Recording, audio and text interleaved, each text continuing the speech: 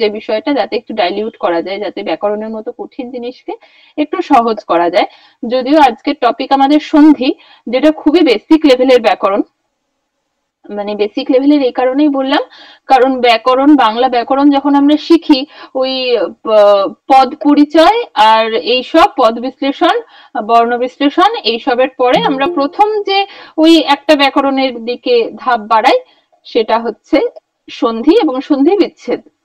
যদিও আরো ব্যাকরণের বিভিন্ন রকম ব্যাপার স্যাপার আছে, এখনো অলংকার আছে, তারপরে সমাস আছে, তারপরে কারক আছে, প্রত্যয় আছে, প্রচুর প্রচুর প্রচুর প্রচুর ব্যাকরণ পড়লে শেষ হবে না। হুম, বাচ্য আছে, বাক্য আছে, অনেক কিছু আছে। তো সেই সবের পাঠ এখন নেই। আপাতত আমাদের ফ্রি ডেমো ক্লাসে সন্ধিটাই রাখা হয়েছে, যেহেতু খুব শুরুর একটা স্টেপ, সেই কারণে, আর কিছুই নয়। তো আজকের ক্লাস সন্ধি, সেটা আমরা শুরু করি। আমি একটু স্ক্রিন শেয়ার করে পড়াচ্ছি, আপনারা তো আমাদের এখানে নতুন, বেশিরভাগই নতুন বলেই আমি মনে করি। যারা পিএসসির জন্য এখানে পড়াশোনা করতে এসেছেন বা ক্লাস দেখতে এসেছেন, তাদের এটাও মনে প্রশ্ন জাগবে যে এখানে এখানে শুধু পড়ানো হয়, মানে মুখেই বলা হয়, নাকি নোটস এন্ড সমস্ত কিছু এতটাই কোয়ালিটিপূর্ণ দেওয়া হয়। হ্যাঁ, আমাদের নোটসও এরকম কোয়ালিটিরই দেওয়ার চেষ্টা করা হয়। খুব মানে সাধারণ কিছু মিস্টেক হয়তো মনের ভুলে বা হাতের ভুলে হয়ে গেলেও হয়ে যেতে পারে, এরকম কিছু ভুল ছাড়া মেজর কোনো ভুল আমরা একদম একটা নোটকে বারবার করে চেক করে তারপরেই পাঠানোর চেষ্টা করি বা পড়ানোর চেষ্টা করি। তো আমাদের নোটস কেমন হয়, আমাদের নোটস দেখতে কিরকম হয়, সেটা কতটা সাবলীল হয়, সুন্দর হয়, সেইটাও আপনাদের একটুখানি দেখা প্রয়োজন। আচ্ছা, প্রত্যেকে কি স্ক্রিন দেখতে পাচ্ছেন? হ্যাঁ ম্যাম, দেখা যাচ্ছে। হ্যাঁ ম্যাম, দেখা যাচ্ছে। Thank you, thank you, thank you. আচ্ছা, তো প্রথমেই কথাটা হচ্ছে, এই হচ্ছে আমাদের নোটসের টাইপ। আমরা যতটা সম্ভব সুন্দরভাবে নোটস টাইপ করে এবং ভালোভাবে ভালো পৃষ্ঠায় নোট টাইপ করে দেওয়ার চেষ্টা করি। সবসময় নোট ডেলিভারি এই ব্যাপারটা থাকে না। নোট বহু ক্ষেত্রেই আমাদের অ্যাপেই থাকে, আমাদের নিজস্ব অ্যাপ আছে, সেই অ্যাপ থেকে নোট পড়ার সমস্ত রকম ব্যবস্থা থাকে। সেই ক্ষেত্রে যার যতদিন বা যত মাস বা যত বছরের অ্যাক্সেস, সেই অনুযায়ী তারা আর কি পড়াশোনা করতে পারে। ঠিক আছে? আচ্ছা, এই হচ্ছে আমাদের নোটস। প্রথমেই বলা হয়েছে যে আজকে আমাদের ক্লাস যেহেতু সন্ধি, যে সন্ধি কি ও কেন। সন্ধি কথার অর্থ মিলন। এই সন্ধি শব্দটা আমরা বাংলা ব্যাকরণ ছাড়াও আমরা ইতিহাসে পড়ে অভ্যস্ত, তাই না? অমুকের সন্ধি, তমুকের সন্ধি, সেই বেসিনের সন্ধি, অমৃতসরের সন্ধি, পাঞ্জাবের সন্ধি, এরকম বহু যুদ্ধ হয়েছে এবং পরপর সন্ধি হয়েছে। তো এই সন্ধি কথার অর্থ এই কারণেই মিলন, কারণ সন্ধিতে মানে যখন সেই ইতিহাসের সন্ধিগুলো হচ্ছে, সেই সন্ধিতে আর কি উভয় পক্ষেরই কিছু মিউচুয়াল আর কি ডিসিশনস থাকছে, যে এইগুলো মানা হবে, এগুলো তোমাকে মানতে হবে, এগুলো আমি মানবো, তাহলে সেই ক্ষেত্রে আমি এই যুদ্ধটা তাহলে পরিহার করে নেব। এই যে দুজন মিলে একটা জায়গায় এলো, ও কিছু ছাড়লো, ও কিছু ছাড়লো। আচ্ছা, কারোর কি ক্লাসে কোনো অসুবিধা হচ্ছে? এবার কি বোঝা যাচ্ছে? হ্যাঁ ম্যাম, এবারে ভালো দেখা যাচ্ছে। ওকে ওকে ওকে। আচ্ছা, আজকে ল্যাপটপে না পড়ানোর একটি অন্যতম কারণ হচ্ছে এই নোটটাকে আপনাদের সামনে রাখা, যেহেতু এটাও একটা দেখানোর মতোই জিনিস। এবং দ্বিতীয় কথা হচ্ছে যে ওই একটি ডিভাইস আছে, যেটি ডিভাইসটা ল্যাপটপের সাথে কানেক্ট করার সাথে সাথেই ল্যাপটপটা হ্যাং হয়ে অফ হয়ে যাচ্ছে। তো আই ডোন্ট নো কিসের সমস্যা, যাই হোক। তো যেটা বলছিলাম, যে ইতিহাসের ক্ষেত্রে আমরা যেটা দেখছি, যে দুজন মিলে একটা জায়গায় আসছে, এ কিছু একটা ছাড়ছে, ও কিছু একটা ছাড়ছে। এই যে দুজন মিলে পরস্পর কিছু একটা ছাড়লো, ছেড়ে নিয়ে যে একটা জায়গায় এলো, সেই ক্ষেত্রে একটা সন্ধি স্বাক্ষরিত হলো। 1802 সালে বেসিনের সন্ধি স্বাক্ষরিত হয়। এই যে বেসিনের সন্ধি, সেই ক্ষেত্রে এই সন্ধি কথার অর্থ, এই যে সন্ধি হচ্ছে, এই কারণেই এটাকে একটা সন্ধি বলা হচ্ছে, এই কারণেই এটা একটা কন্ট্রাক্ট। ঠিক আছে? বাংলায় সন্ধি শব্দের অর্থ মিলন, কিন্তু এই মিলনের ক্ষেত্রে যে সমস্যাটা আছে সেটা হলো যে এখানে কিন্তু শুধুমাত্র অক্ষরের সাথেই অক্ষরের মিলন হয়, কখনো শব্দের সঙ্গে শব্দের মিলন হয় না। যদি শব্দের সঙ্গে শব্দের মিলন দেখাতে হয়, তাহলে দুটো পরস্পর সম্পর্ক আছে এইরকম দুটো মানে শব্দকে পাশাপাশি নিয়ে এসে তারপর তাদের মিলন ঘটিয়ে বা তারপর তাদের একটা সংক্ষিপ্ত রূপ দেওয়া হয়, যেটা তখন হয়ে যায় সমাস। তো সমাস এবং সন্ধির মধ্যে একটা খুব বেসিক পার্থক্য, যে সন্ধি হয় অক্ষরের মধ্যে বা বর্ণের মধ্যে, এবং সমাস হয় কিন্তু সবসময় শব্দের মধ্যে। ঠিক আছে, বাকি সমস্ত মানে পার্থক্য আছে সেসব আমি বাদ দিলাম, কিন্তু সন্ধি এবং সমাস দুটোর ক্ষেত্রেই সংক্ষিপ্তকরণ হয়, দুটোর ক্ষেত্রেই একটা সংক্ষিপ্ত রূপ আমরা দেখতে পাই, কিন্তু এক্ষেত্রে শব্দের সংক্ষিপ্ত রূপ দেখি, ওই ক্ষেত্রে দুটো শব্দের একটা সংক্ষিপ্ত রূপ আমরা দেখতে পাই। আচ্ছা, ধ্বনি পরিবর্তন এর আগে মানে ইতিপূর্বে আর কি তোমরা পড়েছো ধ্বনির পরিবর্তন। ধ্বনির পরিবর্তনের ক্ষেত্রে যে সমস্ত ব্যাপারগুলো হয়, ধ্বনির মিলন হয় বা রূপান্তর হয়, ধ্বনির লোপ হয় এবং ধ্বনির বিভিন্ন রকম পরিবর্তন হয়। ধ্বনি পরিবর্তনের ক্ষেত্রেও এই ধরনের জিনিসগুলো দরকার। তো ধ্বনি পরিবর্তনের একটি বিশেষ কারণ কিন্তু সন্ধি এবং সমাস হওয়াও। ঠিক আছে, সন্ধি কেন প্রয়োজন? প্রথমেই দেখো লেখা আছে যে ধ্বনি পরিবর্তনের ক্ষেত্রে সন্ধি কিন্তু বিশেষ ভূমিকা পালন করে। ধ্বনি পরিবর্তন মানে কি? ওই যে স্বরধ্বনি লোপ, ব্যঞ্জন ধ্বনির আগম, তারপরে ক্লাসে কি কেউ কথা বলছে, কারোর আওয়াজ পাচ্ছি, তাহলে তিনি মিউট করে দেবেন।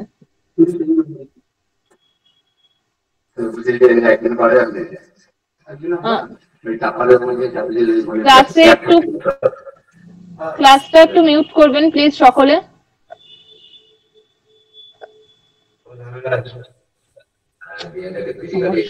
মাইক্রোফোনটা অন আছে।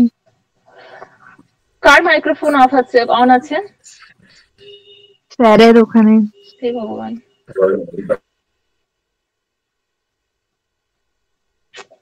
আচ্ছা, সরি, আমারটাই হাত লেগে অন হয়ে গেছিল, উচিত হয়নি, একদমই ভুল হয়ে গেছে। ঠিক আছে, ঠিক আছে ম্যাম, আপনি কন্টিনিউ করুন। আচ্ছা, ধ্বনি পরিবর্তনের ক্ষেত্রে আমরা যে সমস্ত বিষয়গুলো পড়ি, যে আঞ্চলিক গত পার্থক্য বা উচ্চারণগত ভুল, শোনার ভুল, বলার ভুল, এই সমস্ত কারণে আমরা ধ্বনি পরিবর্তন বিভিন্ন রকম পড়েছি।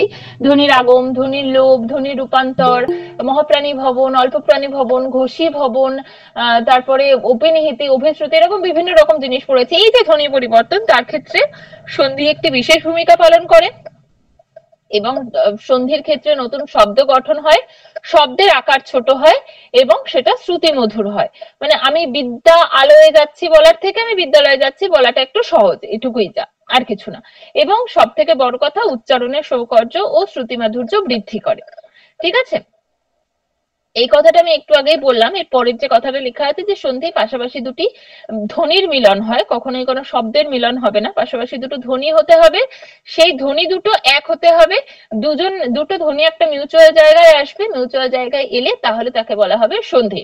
যেমন প্রথমেই একটা উদাহরণ বললাম যে বিদ্যাযুক্ত আলয় বিদ্যালয়, এবং এই জিনিসগুলো খুবই বেসিক, এগুলো নিয়ে মানে বিদ্যাযুক্ত আলয় দিয়ে বিদ্যার আলয়ের মিলে একটা হলো, এত কিছু বলার আশা করি পিএসসি ক্লাসে দরকার নেই।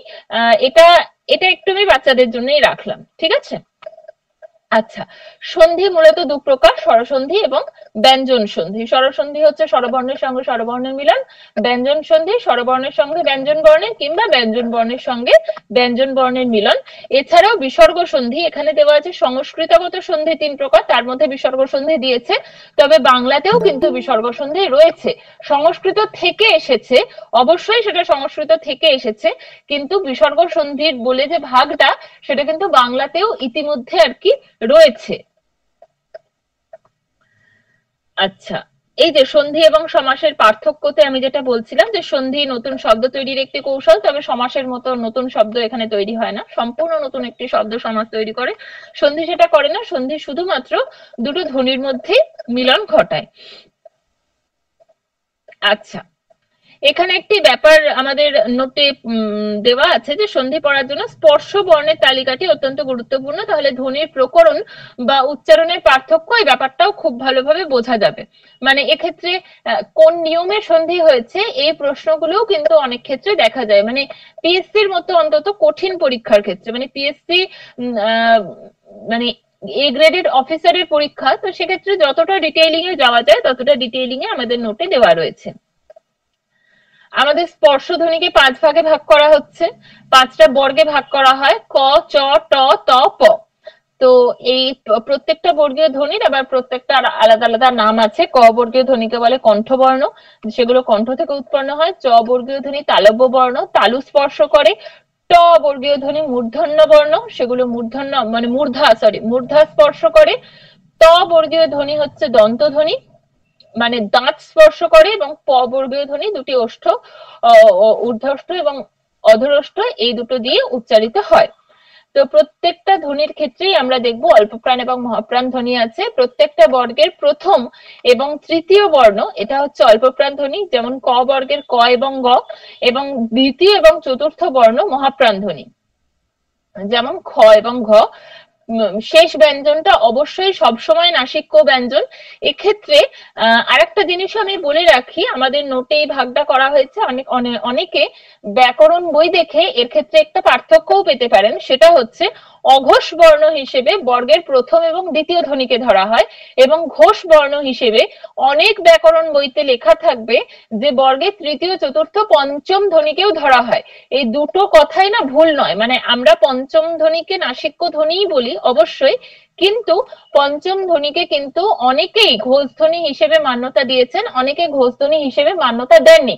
তো এক্ষেত্রে দুটোর মধ্যে কোনোটাই ভুল না, এবং আমার মনে হয় যে এত কন্ট্রোভার্সিয়াল প্রশ্ন দেওয়া হয় না। ঠিক আছে, পঞ্চম ধ্বনি ঘোষ কি ঘোষ নয় সেটা নয়, যেহেতু আমাদের নোটে দেওয়া হয়েছে এবং আমি নোটটা ডিসপ্লে করছি, সেই ক্ষেত্রে আপনাদেরকে বলে রাখলাম যে ব্যাকরণ বইয়ের ক্ষেত্রে এখানে কিছু পার্থক্য, কোনো কোনো ব্যাকরণ বইতে পার্থক্য পেলেও পেতে পারেন, যে সেখানে উল্লেখ করা হয়েছে বর্গের তৃতীয় চতুর্থ পঞ্চম এই তিনটে ধ্বনি ঘোষ ধ্বনি। ঠিক আছে, আচ্ছা।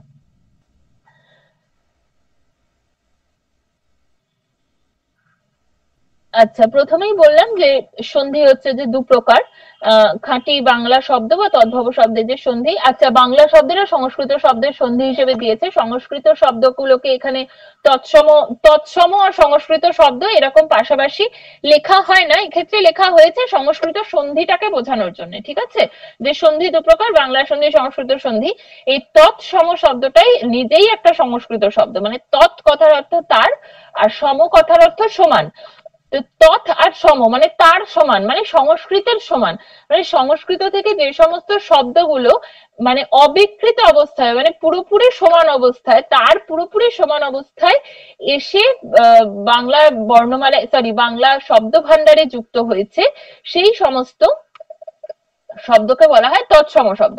তো সেই সমস্ত তৎসম শব্দগুলো যখন সন্ধি হিসেবে আসছে, সেইগুলোকে বলা হয় তৎসম সংস্কৃত শব্দের সন্ধি। যেরকম ধরতে পারো যে নদী যুক্ত অম্বু, নদ্যম্বু বলে একটি সন্ধি আছে, নদী যুক্ত অম্বু, এটা এই নদ্যম্বু শব্দ সংস্কৃততেও পাওয়া যায়। তো এই ধরনের সন্ধিগুলো মানে তৎসম সংস্কৃত শব্দের সন্ধি আর কি, বা সংস্কৃত সন্ধি।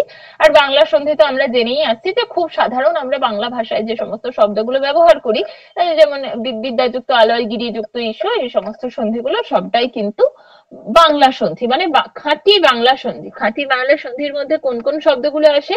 খাঁটি বাংলা শব্দ মানে যেগুলো বাংলা ভাষার নিজস্ব শব্দ, এবং তৎভব শব্দ। তৎভব শব্দ কোনগুলো? যে সংস্কৃত থেকে অবিকৃতভাবে বাংলা ভাষায় প্রবেশ করার মাঝখানে যে সমস্ত শব্দগুলো খানিকটা পরিবর্তন হয়েছে, এবং পরিবর্তন হওয়ার পরে তাদের মধ্যে খানিকটা সংস্কৃতের ভাব থেকে গেছে, তাকে বলা হয় হচ্ছে তৎভব শব্দ। যেমন উদাহরণটা মনে পড়ছে না। আচ্ছা আচ্ছা আচ্ছা, ওই যে চন্দ্র থেকে চান্দ থেকে চাঁদ, তারপরে হচ্ছে কৃষ্ণ থেকে কাহ্ন থেকে কানাই, কৃষ্ণ থেকে কাহ্ন তারপরে কানাই, যে মাঝখানে খানিকটা মানে বিকৃত হচ্ছে, যে বিকৃতিটা আমরা আবার এই বিকৃতিটাকে ধরতে গেলে আবার সেই বাংলা ভাষার জন্ম ইতিহাসে যেতে হবে, এতটা যাচ্ছি না। এই যে মাঝখানে অপভ্রংশ অবহট্টের মধ্যে দিয়ে এসে একটা সাধারণ বিকৃতি হয়ে মানুষের মুখে মুখে একটা অন্য ধরনের শব্দ প্রচলিত হয়ে যাচ্ছে, এইটাকে বলা হয় সংস্কৃতের ভাবযুক্ত শব্দ কিংবা তৎভব শব্দ। তাহলে বাংলা শব্দের সন্ধির মধ্যে কোন শব্দ দুটো পড়ে? এক হচ্ছে বাংলার যেগুলো নিজস্ব শব্দ, এবং যেগুলো তৎভব শব্দ। আচ্ছা, আচ্ছা, স্বরসন্ধি স্বরসন্ধি আর ব্যঞ্জন সন্ধি দু ধরনের সন্ধি হয়, আগেই বলে দিলাম। স্বরসন্ধি হচ্ছে স্বরবর্ণের সঙ্গে স্বরবর্ণের মিলন, যেমন পাশাপাশি দুটো অ থাকলে আতে পরিণত হয়, অযুক্ত আ থাকলে আতে পরিণত হয়, আ যুক্ত আ থাকলেও আতে পরিণত হয়, আ যুক্ত অ থাকলেও আতে পরিণত হয়। এরকম বেশ কিছু নিয়ম আছে, এগুলো যেমন পরপর লেখা আছে যে অযুক্ত অ থাকলে যে আতে পরিণত হচ্ছে, যেমন এই যে নরযুক্ত অধম, নরাধম, হিমযুক্ত অচল, হিমাচল, এই ধরনের ব্যাপারগুলো। আশা করি এগুলো সবাই নোট, মানে যারা স্ক্রিন দেখতে পাচ্ছে পরিষ্কার, প্রত্যেকের কাছেই এই স্ক্রিনটুকু আশা করি খুব বেশি কঠিন কিছু মনে হচ্ছে না, তাই এগুলোর আমি খুব বেশি ডিটেইলিং এ যাচ্ছি না। আচ্ছা, এখানে একটা জাস্ট মানে খুবই সাধারণ একটা মিস্টেক হঠাৎই চোখে পড়লো, মহাযুক্ত অর্থ হয়ে গেছে, ওটা অর্ঘ্য হবে, মহাযুক্ত অর্ঘ্য মহার্ঘ্য, ঠিক আছে? তো যদি কারোর মানে এই ভুলটাকে মারাত্মক কিছু ভুল মনে না হয়, তাহলে এটাকে একটু ইগনোর করে দেবে। আচ্ছা, কারণ বুঝতেই পারছি যে মহাযুক্ত অর্থ তো হবে না, মহাযুক্ত অর্ঘ্যই হবে, যেহেতু মহার্ঘ্য লেখা আছে। আচ্ছা, আযুক্ত আ, আযুক্ত অ, অযুক্ত আ আর অযুক্ত অ, এই হচ্ছে অ এর সন্ধি, মানে অ এর পরে আ থাকলে, মানে অ আর আ পাশাপাশি থাকলে আ ধ্বনিতে রূপান্তরিত হয়।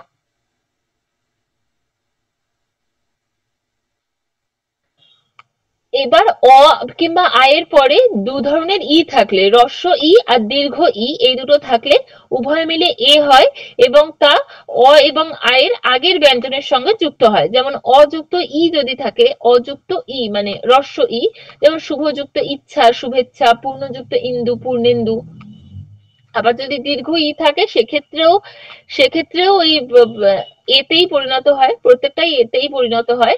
শুধুমাত্র জেনে রাখবে যে সেটা পরবর্তী ব্যঞ্জনের সঙ্গে, সরি, অ কিংবা আযুক্ত ব্যঞ্জনের সঙ্গে এটা হচ্ছে যুক্ত হয়।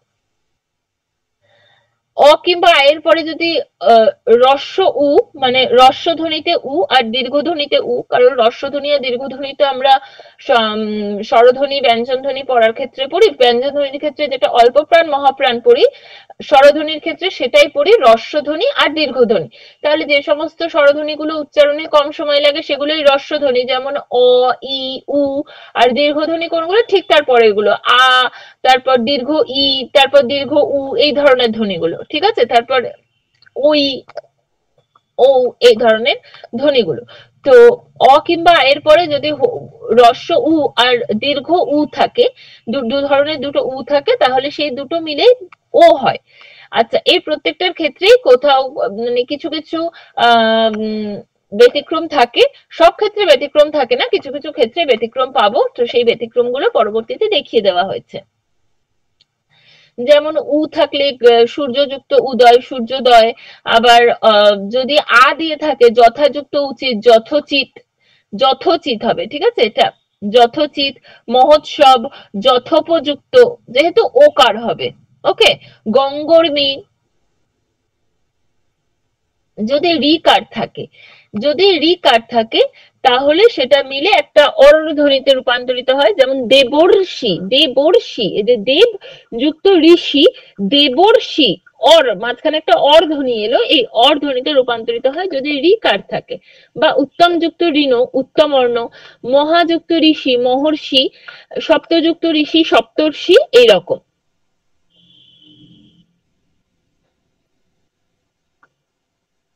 আচ্ছা, এবার একটুখানি যেহেতু রি কারটা পড়লাম, রি এর সাথে যদি ঋত হয় আর কি, মানে শীতযুক্ত ঋতু, রি শুধু না থেকে যদি ত থাকে একটা, ঋতু যদি থাকে, তাহলেও সেটা আর কি মিলে ঋত রি মিলে হচ্ছে যে আর হয়, এবং আর আগের ব্যঞ্জনের সঙ্গে যুক্ত হয়, মানে আর, মানে আগেরটা অর ছিল, এবার একটা আর, যে শীতযুক্ত ঋতু, শীতার্ত, ভয়যুক্ত ঋতু, ভয়ার্ত, এই ধরনের ব্যাপারগুলো। এবার ওই ধ্বনিতে যদি আসি, যে অ কিংবা আয়ের পরে যদি ওই ধ্বনি থাকে, তাহলে সেটা আবার ওই ধ্বনিতেই রূপান্তরিত হয়। যেমন জনযুক্ত এক, জনৈক, হিতযুক্ত এসি, হিতৈষী, মতযুক্ত ঐক্য, মতৈক্য, মতযুক্ত অনৈক্য, মতানৈক্য। অনেক ধরনের হয়।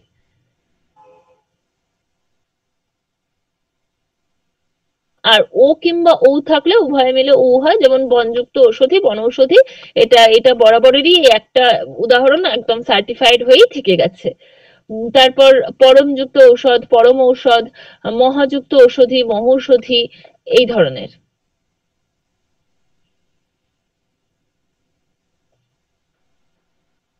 আচ্ছা, এবার অ এর সাথে যে এত কিছু যুক্ত হলো, অ কিংবা আয়ের সাথেই এতক্ষণ ধরে এত কিছু যুক্ত হলো, এইটা চ্যাপ্টারটা শেষ হলো। এবার অ আয়ের পর আমরা হ্রস্ব ই আর দীর্ঘ ই পাবো।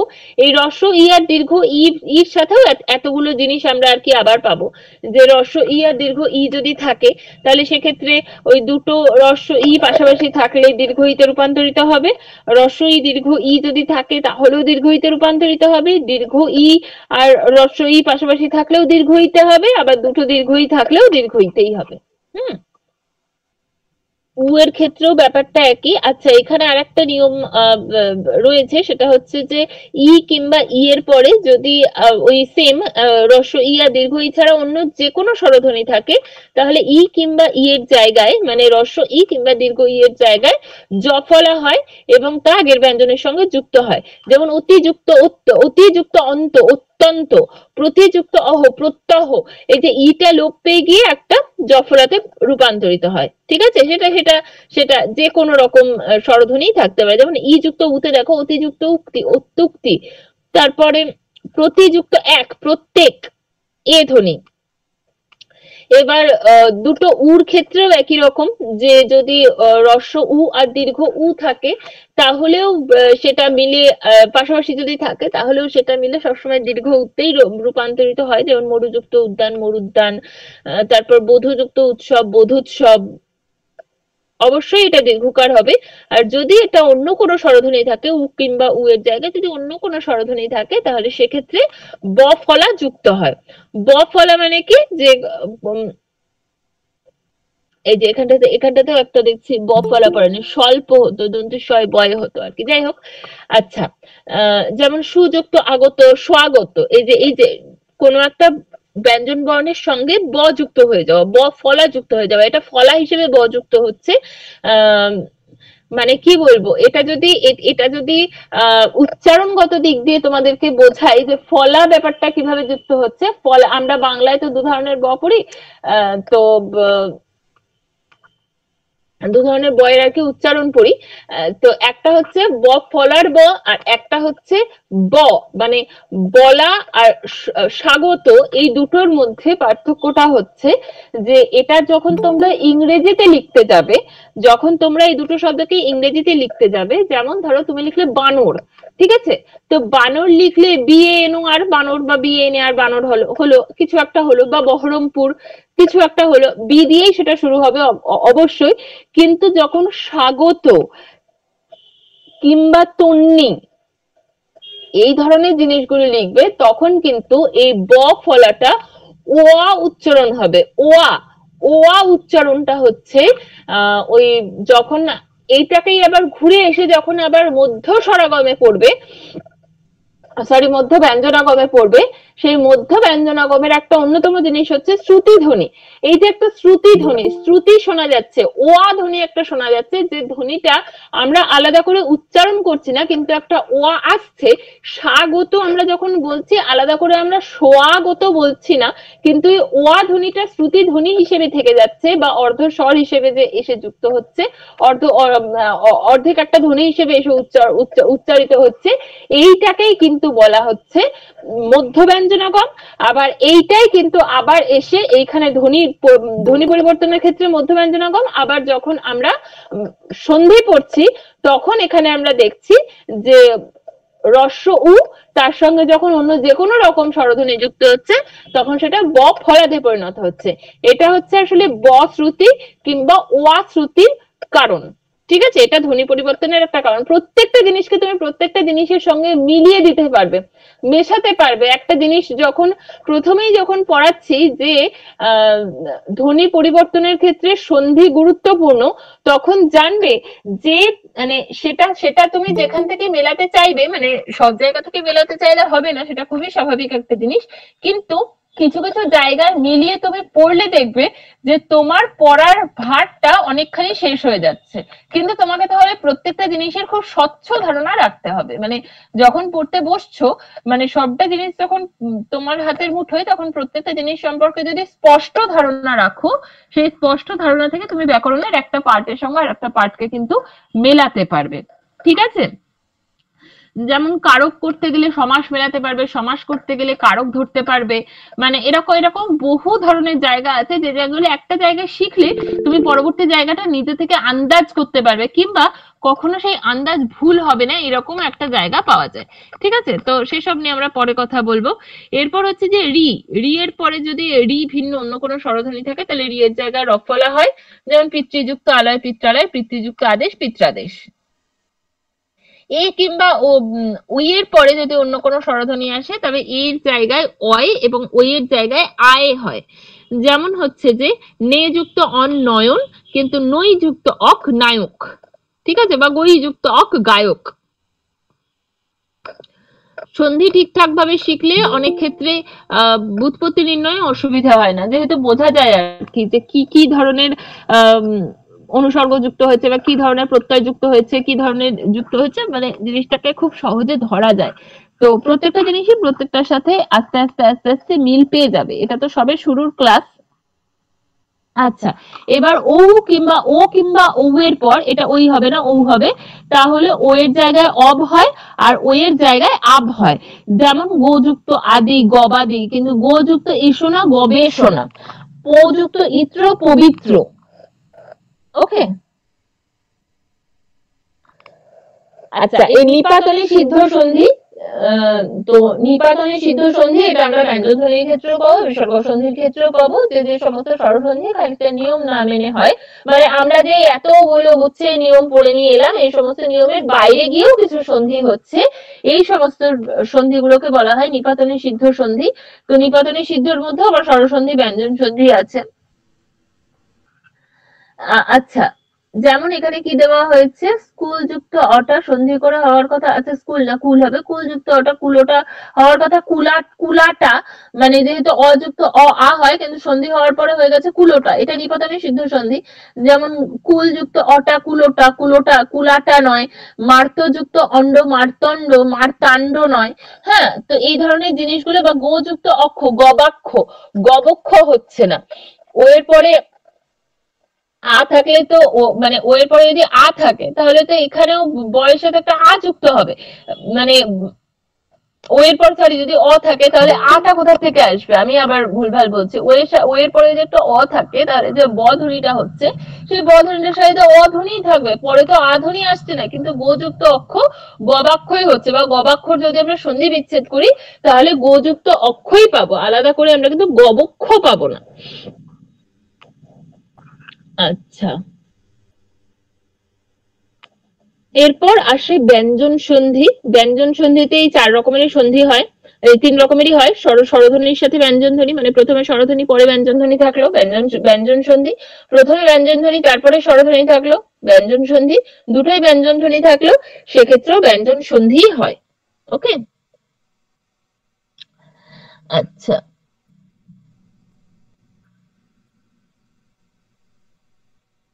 এইখানে ব্যঞ্জন সন্ধি পড়তে গেলে প্রচুর ধ্বনি পরিবর্তনের নিয়ম পেয়ে যাবে। প্রথমেই দিচ্ছে যে স্বরধ্বনির পর ছ থাকলে তা দ্বিত্ব হয়, অর্থাৎ ছয়ের বদলে ছয় ছয় হয়।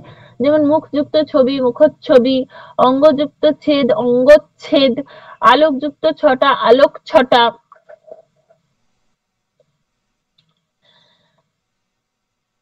এই যে বিযুক্ত ছেদ বিচ্ছেদ, পরিযুক্ত ছদ পরিচ্ছদ, এরকম মানে বিভিন্ন রকম স্বরধ্বনির পরে যখন ছ ধ্বনিটা থাকবে, শুধুমাত্র ছ ধ্বনিটাকেই প্রথমে আনা হয়েছে, সেই ধরনের জিনিসগুলোতে দেখা যাবে যে ছ ধ্বনিটা বদলে গিয়ে ছয় ছয়তে রূপান্তরিত হচ্ছে। আচ্ছা, এই জায়গাটা একটুখানি আমি বলে দিই, মানে যতটা আর কি একটু জটিল করে যারা পড়তে পারছে স্ক্রিনটা, তারা যদি পড়ার চেষ্টা করে তাহলে বুঝতে পারবে যে যতটা জটিল করে লেখা আছে ততটা নয়। এই যে ক চ ট ত প বর্গটা আমরা আগেই পড়লাম, তাদের পরে যখন স্বরধ্বনি থাকে, মানে এইগুলোর পরে যখন কোনো স্বরধ্বনি থাকে সেগুলো যথাক্রমে বলতে এই ক ধ্বনিটা গয়ে পরিণত হয়, চটা বর্গের জয় হয়, টটা ডয়ে হয়, তটা দয়ে হয়, এই যে ডটা কিন্তু অনেক সময় ডয় শূন্য র হয়, সে কারণেই লেখা আছে। আর পটা ব হয়। অর্থাৎ অঘোষ অল্পপ্রাণ ধ্বনির পরে স্বরধ্বনি থাকলে, আমরা প্রথমেই বললাম যে বর্গের প্রথম দুটো ধ্বনি অঘোষ ধ্বনি, শেষের তিনটে বা শেষের মানে তারপরের দুটো ঘোষ ধ্বনি। তাহলে অঘোষ অল্পপ্রাণ ধ্বনি, প্রথমেই মানে কোন একটা অল্পপ্রাণ ধ্বনিকেই নেওয়া হচ্ছে, মানে অঘোষ যখন বলা হলো তখন ক খ এলো, যেই অল্পপ্রাণ বলা হলো সেই মুহূর্তে শুধুই ক হয়ে গেল, আর কিন্তু কিছু নেই। অঘোষ অল্পপ্রাণ শুধুমাত্র ক ধ্বনি। হ্যাঁ, কারণ গ যদি ধরতে যায় তাহলে আবার ঘোষ অল্পপ্রাণ হয়ে যাবে। তাহলে অঘোষ অল্পপ্রাণ ধ্বনির, যে কোনো অঘোষ অল্পপ্রাণ ধ্বনির পরে যদি স্বরধ্বনি থাকে তাহলে সেগুলো ঘোষ অল্পপ্রাণ ধ্বনিতে পরিণত হয়। অর্থাৎ কোনো বর্গের প্রথম ধ্বনির পরে স্বরধ্বনি থাকলে সেগুলো বর্গের তৃতীয় ধ্বনিতে রূপান্তরিত হয়। কোনো একটা বর্গের মানে বর্গের প্রথম ধ্বনি, তারপর একটা স্বরধ্বনি থাকলো, সেটা যখন রূপান্তরিত হবে সেটা সবসময় বর্গের তৃতীয় ধ্বনিতে রূপান্তরিত হবে। যেমন ক ধ্বনি গতেই পরিণত হবে, তারপরে হচ্ছে যে ট ধ্বনি ডতেই বা ডয় শূন্য রতেই রূপান্তরিত হবে। মানে এটা মনে রাখার মতো একটা এমসিকিউ, ঠিক আছে? এটা একটা খুব মনে রাখার মতো এমসিকিউ। মানে এই যে ঘাটা জিনিসটা যে লেখা আছে, এই ঘাটা জিনিসটা এমসিকিউ রূপে দিতে পারে, ঠিক আছে? যেমন দিক যুক্ত অন্ত দিগন্ত, তারপরে শট যুক্ত আনন সরানন, এই যে যেহেতু ডয় শূন্য র হয়, ডয় শূন্য র দিয়ে একটা আমি দেখিয়ে দিলাম। জগৎ যুক্ত ইন্দ্র জগৎ ইন্দ্র। এরপর যদি ব্যঞ্জন ধ্বনি, এতক্ষণ আমরা ব্যঞ্জন ধ্বনির সঙ্গে স্বরধ্বনি পড়ছিলাম, ব্যঞ্জন ধ্বনির সঙ্গে যদি ব্যঞ্জন ধ্বনি পড়ি, প্রথমেই একটা দিয়েছে ত কিংবা দয়ের পরে চ কিংবা ছ থাকলে উভয় মিলে আবার চয় ছয় হয়। যেমন ত আর চ মিলে চয় চয় হচ্ছে সৎ যুক্ত চিন্তা সচ্চিন্তা। তারপরে হচ্ছে উৎযুক্ত চারণ উচ্চারণ, শরৎযুক্ত চন্দ্র শরৎচন্দ্র। এটা যখন নিজেরা উচ্চারণ করতে যাচ্ছি তখনই কিন্তু বোঝা যাচ্ছে। আচ্ছা, এই ক্ষেত্রে আর একটা জিনিস লক্ষ্য করো, এই যে সৎ যুক্ত চিন্তা সৎচিন্তা, এটা আমি আলাদা করেই বলে দিচ্ছি বা পড়িয়ে দিচ্ছি, ধরে রাখো। এই যে সতের পরে কি ধ্বনি আছে? ত ধ্বনি আছে, মানে সতের শেষ ধ্বনিটা কি? ত ধ্বনি। এবং চিন্তার প্রথম ধ্বনিটা কি? চিন্তার প্রথম ধ্বনিটা হচ্ছে চ ধ্বনি। তারপরে দুটো বিষম ধ্বনি, পাশাপাশি অবস্থিত দুটো বিষম ধ্বনি। যখন সন্ধি হচ্ছে, সন্ধির ক্ষেত্রে যেহেতু ধ্বনি পরিবর্তন হয়, প্রথমেই একটা নিয়ম পড়িয়েছি, সেক্ষেত্রে এটাও বলে দিয়ে রাখি, এই যে দুটো বিষম ধ্বনি একটাই ধ্বনিতে পরিণত হচ্ছে, ত ধ্বনির প্রভাবে চ ধ্বনির প্রভাবে ত ধ্বনি রূপান্তরিত হয়ে একই রকম ধ্বনি চয়ে পরিণত হচ্ছে। এইটাকেই ধ্বনি পরিবর্তনের ভাষায় বলা হয় সমীভবন, ঠিক আছে? যদি বলে কি সমীভবন, তাহলে এটা পরাগত সমীভবন, কারণ পরবর্তী ধ্বনির প্রভাবে পূর্ববর্তী ধ্বনি এখানে রূপান্তরিত হয়েছে, ঠিক আছে? পরবর্তী ধ্বনির প্রভাবে এখানে পূর্ববর্তী ধ্বনি রূপান্তরিত হয়ে একই রকম ধ্বনিতে পরিণত হয়েছে, সেই কারণে এটা কিন্তু পরাগত সমীভবনেরও উদাহরণ।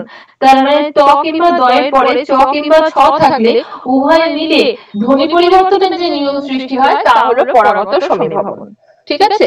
মানে এই যে মানে ঘুরিয়ে প্রশ্ন দেওয়া, মানে আমরা বলি যে মারাত্মক কঠিন প্রশ্ন হয়েছে, মারাত্মক কঠিন প্রশ্ন দেয় না, প্রশ্নগুলোতে ট্রিক লাগিয়ে দেয়, প্রশ্নগুলোতে জাস্ট মাথাটা ঘেটে দেওয়ার মতো একটা কাজ করে।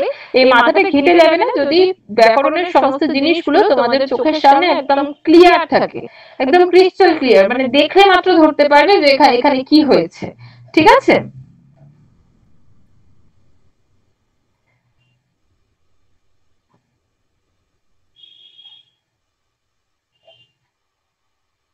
এরপরে আরেকটা দিয়েছে ত কিংবা দয়ের পরে জ কিংবা ঝ থাকলে, মানে বর্গীয় জ দিয়েছে ঝ দিয়েছে, বর্গীয় জ কিংবা ঝ থাকলে জয় জয় কিংবা জয়ে বয়ে হয়।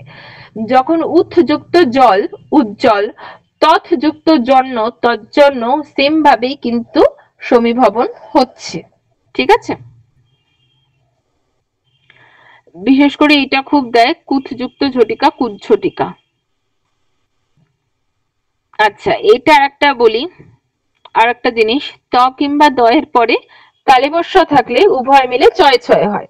ত কিংবা দয়ের পরে তালিবস্য থাকলে উভয় মিলে চয় ছয় হয়। এক্ষেত্রে তাহলে কি হচ্ছে, এই যে ত উৎ একটা ত আর শ্বাস একটা স, এই দুটো যখন পরিবর্তন হচ্ছে, দুটো সম্পূর্ণ রকম আলাদা ধ্বনিতে পরিণত হচ্ছে, একটা হচ্ছে চ আর একটা হচ্ছে ছ। ত ধ্বনি চয় পরিণত হলো, স ধ্বনি ছয় পরিণত হলো। ঠিক আছে, এই যে দুটো ধ্বনি পরস্পরের প্রভাবে সম্পূর্ণ রকম আলাদা ধ্বনিতে রূপান্তরিত হচ্ছে, ধ্বনি পরিবর্তনের ক্ষেত্রে এই নিয়মটাকেই বলা হয় অনন্য কিংবা পারস্পরিক সমীভবন।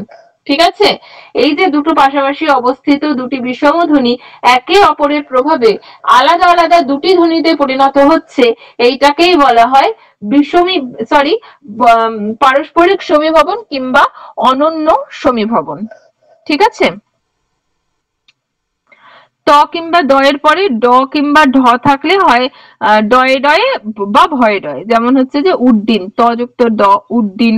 তারপর বৃহৎ যুক্ত ঢকা, বৃহৎ ডকা, বৃহৎ ঢকাও হয়।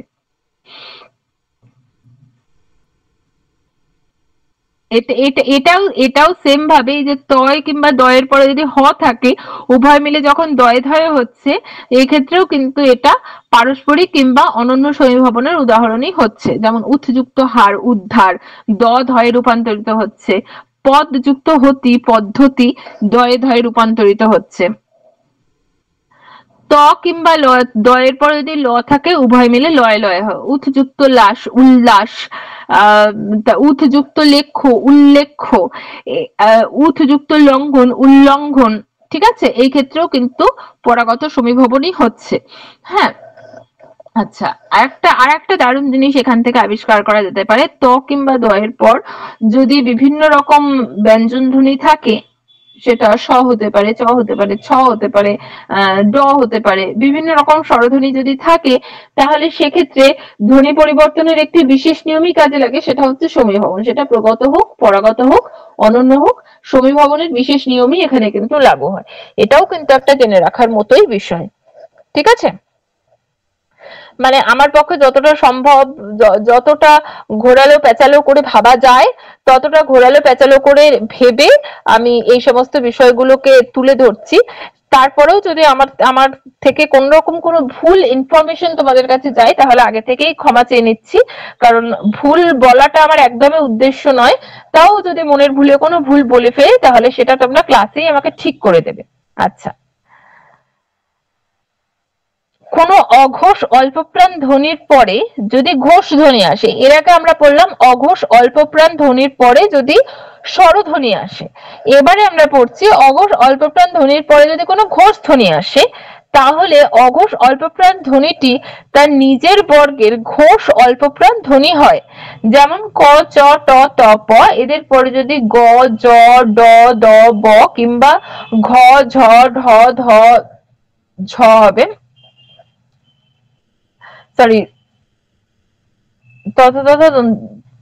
মাঝখানে কি লেখেনি, ড, ঢ, দ, ধ, ব, ভ। আচ্ছা, ভ তো ঠিক আছে। কিংবা জ, র, ব থাকে, তাহলে প্রথম ধ্বনি তার নিজের বর্গের তৃতীয় ধ্বনি হয়ে যায়। মানে প্রথম যে ঘোষ অল্পপ্রাণ ধ্বনিটি থাকে, সেই ধ্বনিটি হয়ে যায় নিচের বর্গেরই, মানে সেই বর্গেরই তৃতীয় ধ্বনিটা আবার রূপান্তরিত হয়। যেমন গ, জ, ড, দ, ব। অর্থাৎ বর্গের প্রথম ধ্বনিগুলি কোনটা থাকলে তারপরে বর্গের তৃতীয় বা চতুর্থ ধ্বনিগুলির কোনটি বা জ, র, ব আসলে বর্গের প্রথম ধ্বনি তার নিজের বর্গের তৃতীয় ধ্বনি হয়। যেমন বাক যুক্ত দান বাগদান, বাক যুক্ত দেবী বাগদেবী, দিক যুক্ত বিজয় দিগ্বিজয়। এগুলো নোটে যতখানি কঠিন লাগছে বা মনে হচ্ছে একটু জটিল, সেগুলো আসলে কোনো জটিল জিনিস না।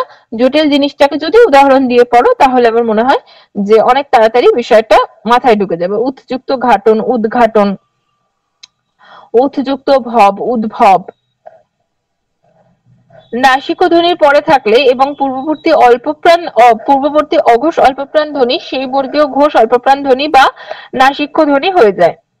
নাসিক্য ধ্বনির পরে থাকলে নাসিক্য ধ্বনি পরে থাকতে হবে। কোন মানে অঘোষ অল্পপ্রাণ ধ্বনি আছে, পূর্ববর্তী কোনো অঘোষ অল্পপ্রাণ ধ্বনি আছে, তার সঙ্গে কোনো নাসিক্য ধ্বনি যুক্ত হয়েছে, তাহলে সেই অল্পপ্রাণ ধ্বনিটা কি হয়, সেই বর্গের মানে বর্গীয় ঘোষ অল্পপ্রাণ ধ্বনি কিংবা নাসিক্য ধ্বনি দুটোর মধ্যে একটা হয়ে যেতে পারে। যেমন দিক যুক্ত নির্ণয়, দিগ নির্ণয় কিংবা দিং নির্ণয়, দুটোই হয়, দুটোই ভুল নয়। ঠিক আছে, বাক যুক্ত ময় বাংময়ী বলে, জগৎ যুক্ত নাথ জগন্নাথ, উৎ যুক্ত নয়ন উন্নয়ন। এক্ষেত্রে অধিকাংশ সময়ই ঘোষ অল্পপ্রাণ ধ্বনির চেয়ে নাসিক্য ধ্বনি অধিক প্রচলিত। বললাম না যে দিগ দিগ নির্ণয় এক্ষেত্রে কিন্তু ঘোষ অল্পপ্রাণ ধ্বনি হচ্ছে, আবার দিগ নির্ণয় এক্ষেত্রে কিন্তু নাসিক্য ধ্বনি হচ্ছে। তাহলে পূর্ববর্তী যে অল্পপ্রাণ ধ্বনিটা সেটা কিন্তু পূর্ববর্তী যে অঘোষ অল্পপ্রাণ ধ্বনি সেটা কিন্তু সবসময় ঘোষ অল্পপ্রাণ ধ্বনিতেই রূপান্তরিত হবে। মানে যদি নাসিক্য ব্যঞ্জন থাকে তারপরে, তাহলে ঘোষ অল্পপ্রাণ ধ্বনির থেকে নাসিক্য ব্যঞ্জনে রূপান্তরিত হওয়ার পরিমাণটা অনেকটা বেশি।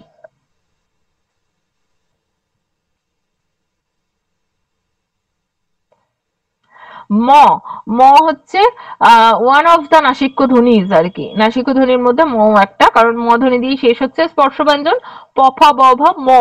এই যে ম, এই ম এর পরে কোনো বর্গীয় ধ্বনি বা স্পর্শ ধ্বনি আসলে, যে কোনো স্পর্শ ধ্বনি, এতগুলো বর্গ সবকটা স্পর্শ ধ্বনির কোনোটা আসলে ম তার পরের ধ্বনি নাসিক্য ধ্বনি হয়ে যায়। অর্থাৎ ম এর পরে যে বর্গীয় ধ্বনি আসে ম সেই ধ্বনির বর্গের পঞ্চম ধ্বনি হয়ে যায়। ঠিক আছে, এবার ম এর পরে যদি ক আসে তাহলে ম ঙ হয়ে যাবে, ম এর পরে যদি ঝ আসে তাহলে ম ইয় হয়ে যাবে, ম এর পরে যদি ট আসে তাহলে ম মূর্ধন্য হয়ে যাবে। এই রকম মানে যে বর্গের ধ্বনি আসবে সেই বর্গের ধ্বনির ও নাসিক্য ব্যঞ্জন হয়ে যাবে। ঠিক আছে, যেমন সমযুক্ত কা শঙ্কা, কিম যুক্ত ভূত কিমভূত, এই ধরনের। সমযুক্ত তাপ সন্তাপ।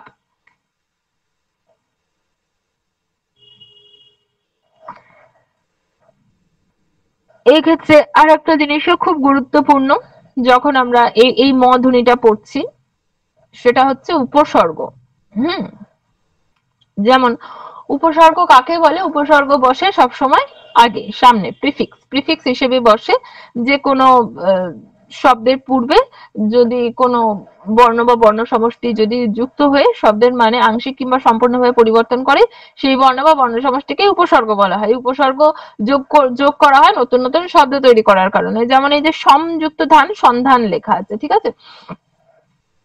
তো ধান শব্দের অর্থ কি? ধান শব্দের মানে একটা ফসল, কিন্তু তার আগে যখনই আমরা একটা সম উপসর্গ বসাবো, সেই উপসর্গটা কিন্তু বসে এই ধান শব্দটা মানেটাকে পরিবর্তন করে পুরোপুরি একটা অন্য শব্দ নিয়ে আছে, এটা হচ্ছে সন্ধান, যার মানে হচ্ছে কোনো কিছু খোঁজা। এই যে উপসর্গ যোগ করলে শব্দের মানে হচ্ছে যে আংশিক কিংবা পুরোপুরি ভাবে পরিবর্তন করা হচ্ছে। ঠিক আছে, এই ক্ষেত্রে কিন্তু উপসর্গও তোমরা খানিকটা পেয়ে যেতে পারছো। উল্লেখ্য, আধুনিক বাংলায় ম এর পরে ক বর্গীয় ধ্বনি থাকলে ক বর্গের নাসিক্য বা পঞ্চম ধ্বনি উ এর বদলে অনুস্বর হয়। অনুস্বর কেন হয়? উ আর অনুস্বরের উচ্চারণ একই বলে অনুস্বরটাই বেশি লেখা হয়। যেমন ওই যে রং বা এই সমস্ত ক্ষেত্রে দেখবে যে এখন আমরা উ এর বদলে ওই অনুস্বরটা বেশি ব্যবহার করি। যেমন সমযুক্ত গত, সঙ্গত, মানে সন্ধি হয়ে ম উ না হয়ে অনুস্বর হয়েছে, সঙ্গত। যেমন অহমযুক্ত কার, অহংকার, সমযুক্ত খা, সংখ্যা, মানে এই জায়গাটাতে আমরা উঙ্গটা লিখে অভ্যস্তই নই, সেই কারণে। কিন্তু উঙ্গা বসালেও উচ্চারণটা কিন্তু একই থাকতো। বাংলা বানান বিধির ক্ষেত্রে এটা অনুস্বরে রূপান্তরিত হচ্ছে। ময়ের পরে যদি কোনো অন্তঃস্থ ধ্বনি থাকে, যেমন জ, র, ল, ব কিংবা কোনো উষ্ম ধ্বনি থাকে, তিন রকমের স এবং হ, তো এই ধরনের ধ্বনিগুলো থাকলে ময়ের জায়গায় আবার অনুস্বর হয়। যেমন হচ্ছে যে সমযুক্ত জম, সংযম, সমযুক্ত বাদ, সংবাদ, সমযুক্ত বরণ, সংবরণ, সর্বমযুক্ত সর্বংস, এই ধরনের। এখানে একটা ব্যতিক্রম দিয়ে দিয়েছে, যে এই নিয়মের একটি গুরুত্বপূর্ণ ব্যতিক্রম হচ্ছে সমযুক্ত রাট, সম্রাট। এটা সংরাট আবার হয়ে যাচ্ছে না, মানে অনুস্বর হয়ে যাচ্ছে না, সমযুক্ত রাট সম্রাট হচ্ছে। ঠিক আছে, তালব্য ব্যঞ্জন ধ্বনির পর, তালব্য ব্যঞ্জন ধ্বনি কোনগুলো? তালব্য ব্যঞ্জন ধ্বনি হচ্ছে চ বর্গীয় ধ্বনি। তো চ বর্গীয় ধ্বনির পরে নাসিক্য ধ্বনি আসলে তালব্য অল্প প্রাণ ধ্বনির পরে, তার মানে শুধু চ এর পরে তালব্য অল্প প্রাণ ধ্বনি, মানে চ এবং বর্গের জ দুটোই আসবে। পরে যদি কোনো নাসিক্য ধ্বনি আসে তাহলে নাসিক্য ধ্বনিটিও তালব্য নাসিক্য ধ্বনি হয়। অর্থাৎ চ কিংবা জ এর পরে যদি যে কোনো নাসিক্য ধ্বনি আসে, যেমন উঙ আসতে পারে, ইয় আসতে পারে, ন, দু ধরনের ন আসতে পারে, ম আসতে পারে, সেগুলো সবকটাই কিন্তু ইয়তে রূপান্তরিত হয়। কারণ কি, সেই বর্গেরই মানে চ বর্গেরই ও আবার নাসিক্য ধ্বনিতে রূপান্তরিত হবে। যেমন জাচ যুক্ত না, জাগ্গা, রাজ যুক্ত নি, রাজ্ঞী, এগুলো দেয়। এগুলো সত্যি খুব দেওয়ার মতো বলেই আমাদের নোটে এত বেশি করে আর কি তুলে আনা হয়েছে। এরপরে বেশ কিছু ইম্পর্টেন্ট উদাহরণ লেখা আছে, আর কিছুই না, যেগুলো একটা দুটো করেই নিয়ম আছে, এগুলো যারা নোট পাবে বা নোটে যখন দেখতে পাবে তখন আশা করি নিজেরাই বুঝে যাবে। বিশেষ নিয়মে সাধিত সন্ধি, বিশেষ নিয়ম আসলে এটা কিছু না, সবই ওই নিপাতনে সিদ্ধ সন্ধিই বলা হয়, এগুলোর কোনো বিশেষ নিয়ম নেই। মানে একটাই সন্ধি হয়েছে একটা নিয়মে, তাকে আর আমি নিয়ম কি বলবো? যেমন সমযুক্ত কৃত, সংস্কৃত, এদের মানে সংকৃত হওয়া উচিত ছিল, তো মানে দন্তেশ্বটা দরকার ছিল না, সমযুক্ত কৃত সংস্কৃত, সমযুক্ত কৃতি সংস্কৃতি, পরিযুক্ত কৃত পরিষ্কৃত, এর মাঝখানে তো মানে ছটা একদম আসারই দরকার ছিল না আর কি।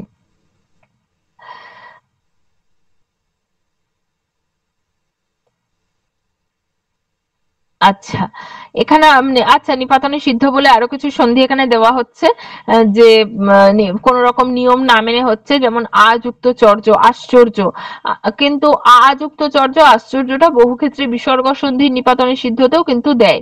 হ্যাঁ, তো আগে থেকেই বলে দিলাম এটা। বা বনযুক্ত পতি, বনস্পতি, এটাও নিপাতনে, এটাও বিসর্গ সন্ধি নিপাতনে সিদ্ধতেই দেয়। তথযুক্ত কর, তস্কর হচ্ছে ব্যঞ্জন ধ্বনির ক্ষেত্রে বা ব্যঞ্জন সন্ধির ক্ষেত্রে ইম্পর্টেন্ট। বাকি নিপাতনে সিদ্ধর ক্ষেত্রে মানে বিসর্গ সন্ধি আর ব্যঞ্জন, বিসর্গ সন্ধি আর ব্যঞ্জন সন্ধির মধ্যে যদি অপশন থাকে যেগুলো কোন ধরনের সন্ধির নিপাতনে সিদ্ধ, তাহলে কিন্তু এটা ব্যঞ্জন সন্ধি হওয়াটা অধিক বাঞ্ছনীয়। তবে যদি অপশন না থাকে ব্যঞ্জন সন্ধিও বলা যায়, কারণ বিসর্গ সন্ধি কেউ কেউ আর কি এটাকে জাস্টিফাই করেন, কেউ কেউ আর কি করেন না। তারপরে হচ্ছে বৃহৎ যুক্ত প্রতি, বৃহস্পতি, গোযুক্ত পদ, গোষ্পদ, এই ধরনের জিনিসগুলো। বিসর্গ সন্ধি, বিসর্গ সন্ধিতে সব থেকে ইম্পর্টেন্ট জিনিসটাই হচ্ছে বিসর্গ, মানে বিসর্গ থাকতেই হবে, তাহলে সেই বিসর্গ সন্ধি হবে যে বিসর্গর পরে স্বরধ্বনি থাকবে, বিসর্গর পর ব্যঞ্জন ধ্বনি থাকবে, সেই যে দুটি ধ্বনির যে মিলন হবে, এই এতক্ষণ ধরে যে দুটি ধ্বনির মিলন ঘটানো হচ্ছিল, এই দুটি ধ্বনির মধ্যে যদি একটা বিসর্গ হয় বা এই বিসর্গর সাথে সেই ধ্বনির স্বরধ্বনি বা ব্যঞ্জন ধ্বনির মিলনের কারণে বা সন্ধির কারণে যদি সেই বিসর্গ অন্য কোনো ধ্বনিতে রূপান্তরিত হয়, তবে তাকেই হচ্ছে বিসর্গ সন্ধি বলে।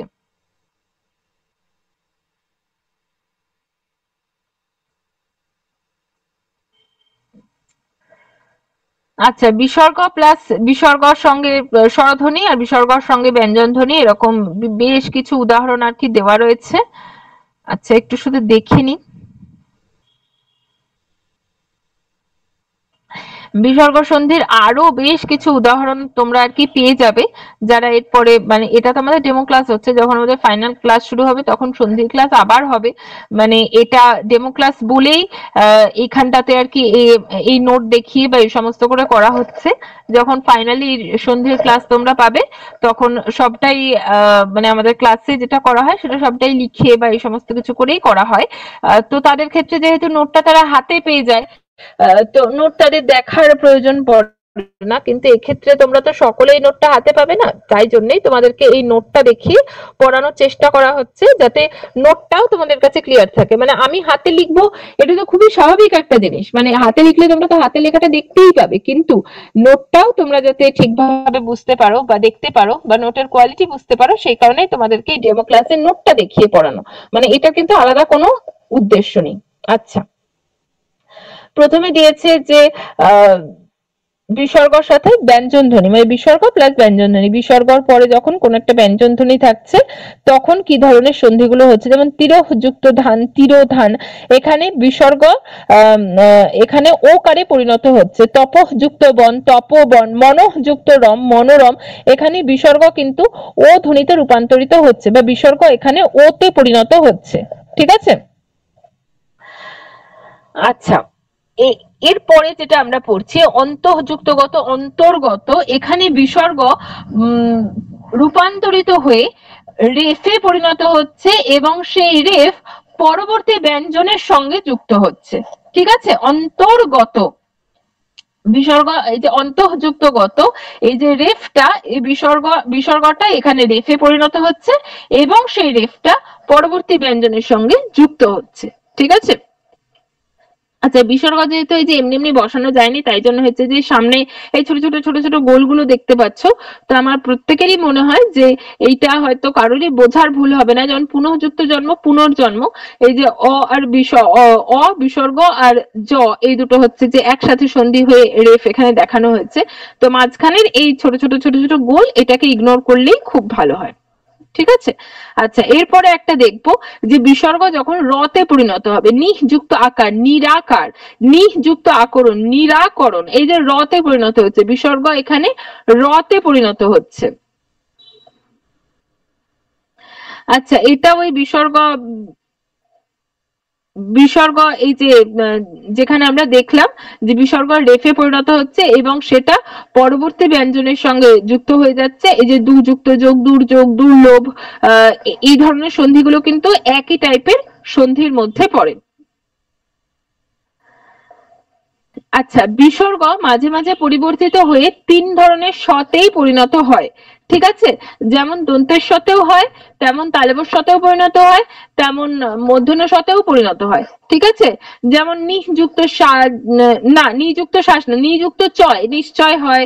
তারপরে হচ্ছে পুরোযুক্ত কার, পুরস্কার হয়। আবিযুক্ত কার, আবিষ্কার হয়। এই ধরনের সন্ধিগুলো কিন্তু হয়।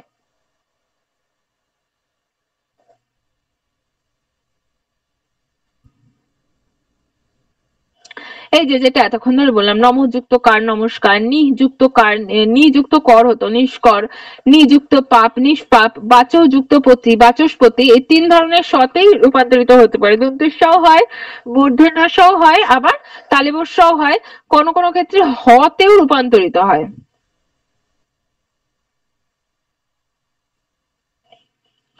এখানে যেমন একটা দেখতে পাচ্ছ নিযুক্ত স্পন্দ, নিস্পন্দ, এখানে বিসর্গ অপরিবর্তিত অবস্থাতেও থাকতে পারে, আবার পুরোপুরি লোপও পেতে পারে। বিসর্গ সন্ধির ক্ষেত্রে দুটো জিনিসই খুব ইম্পর্টেন্ট। বিসর্গ সন্ধির ক্ষেত্রে দেখা যায় যে বিসর্গ সন্ধিতে কখনো কখনো বিসর্গ একই রকম ভাবে আছে, যেমন অতঃ যুক্ত পর, অতঃপর, আমরা কিন্তু অতঃপর শব্দটা প্রচন্ড ভাবে ব্যবহার করি। এক্ষেত্রে বিসর্গ সন্ধির ক্ষেত্রে পাশাপাশি অবস্থিত দুটো শব্দই একই রকম ভাবে বিসর্গকে রক্ষা করে চলে, অতযুক্ত পরে, তাই কোনো মানে সন্ধি হলেও সেই শব্দটা কিন্তু একই রকম থাকে, অতঃপর। আবার এই যে নিযুক্ত স্পন্দ, এক্ষেত্রে কিন্তু বিসর্গ কোনো কিছুতেই রূপান্তরিত না হয়ে একেবারেই মানে অমিট হয়ে যেতে পারে, একেবারেই বাদ চলে যেতে পারে। সেটা হচ্ছে নিযুক্ত স্পন্দ, নিস্পন্দ, দুযুক্ত থ, দুস্থ, এইরকম। আরো কিছু যেমন প্রাতঃযুক্ত কাল, প্রাতঃকাল, শিরযুক্ত পীড়া, শিরোপীড়া। বিশেষ বিসর্গ সন্ধি কি কারণে বললাম যে বিশেষ বিসর্গ, আচ্ছা, কয়েকটি বিশেষ বিসর্গ সন্ধি গুরুত্বপূর্ণ, নিপাতনের সিদ্ধ বা বিশেষ নিয়মে সাধিত সন্ধি নয়, এগুলো কেবলই বিসর্গ সন্ধি, যেটা আর কি সাধারণ সন্ধির নিয়মের মধ্যেও কিন্তু এগুলোকে মাঝে মাঝে ব্যাকরণ বইতে দেখতে পাবে। এগুলো আমরা আলাদা করে লিখেছি কারণ আলাদা মনে হয়েছে তাই। যেমন ভাযুক্ত কর, ভাস্কর, যখন আবিযুক্ত কার আবিষ্কার হচ্ছে, ভাযুক্ত কর ভাস্করও হতেই পারে, মানে এখানে আলাদা বিশেষ কিছু দরকার নেই, কিন্তু বিশেষভাবে এগুলো কয়েকটা দেখানো হয়েছে কারণ এগুলো খুব বেশি দিতেও দেখা যায়। ঠিক আছে। আচ্ছা, এই যে এতক্ষণ ধরে আমি যে সমীভবন সমীভবন করে গেলাম, সেই হচ্ছে সমীভবন, প্রগত সমীভবন, পরাগত সমীভবন, অনন্য সমীভবন। এই সমীভবনের ক্ষেত্রে, এই সমীভবনের জন্য কিন্তু বেশ কিছু কি বলবো সন্ধি তৈরি হচ্ছে। ঠিক আছে, যেমন উৎযুক্ত মুখ, উন্মুখ, তৎযুক্ত হিত, তদ্ধিত, তৎযুক্ত জন্য, তৎজন্য, এই যে সন্ধিগুলো হচ্ছে এগুলো কিন্তু সমস্তটাই সমীভবনের উদাহরণ হিসেবে হচ্ছে। তৎসম শব্দের সন্ধি, যেটা শুরুতেই বললাম, সংস্কৃত ভাষার সন্ধি, যে আমি তৎসম শব্দ আগেই পড়িয়ে দিয়েছি যে সংস্কৃত যে সমস্ত শব্দ অবিকৃত অবস্থায় বাংলা ভাষায় ব্যবহৃত হয়, শুধু অবিকৃত অবস্থায় না, সংস্কৃত শব্দ ভান্ডার থেকে অবিকৃত অবস্থায় বাংলা ভাষায় ব্যবহৃত হয়, সেই সমস্ত শব্দের যে সন্ধি হয় সেটাই তৎসম শব্দের সন্ধি। মূলত সন্ধি বলতেই তৎসম শব্দের সন্ধিকেই বোঝানো হয়। বাংলা ভাষায় 3 ধরনের তৎসম সন্ধি হয়, স্বরসন্ধি, ব্যঞ্জন সন্ধি, বিসর্গ সন্ধি। তো যেহেতু তৎসম সন্ধি আমাদের মানে সংস্কৃত সন্ধি এই মুহূর্তে আমাদের পড়ার মতো বিষয় নয়, তো সেই জন্য তৎসম সন্ধি নিয়ে আর ডিটেইলে আলোচনা করা নেই, বাংলা সন্ধি নিয়েই আলোচনা করা হয়েছে। তবে এদের মধ্যে বেশ কিছু তৎসম শব্দ বা তৎসম শব্দের সঙ্গে সন্ধি তোমরা পাবে, উদাহরণে বেশ কিছু লেখা আছে, আমারই চোখে পড়লো। তো সেইগুলোকে আলাদা করে তৎসম শব্দের সন্ধি বলতেও পারো, আবার এগুলোকে বাংলা সন্ধির মধ্যেও পুরোটা হিসেবে ধরা হয়ে থাকে। ঠিক আছে?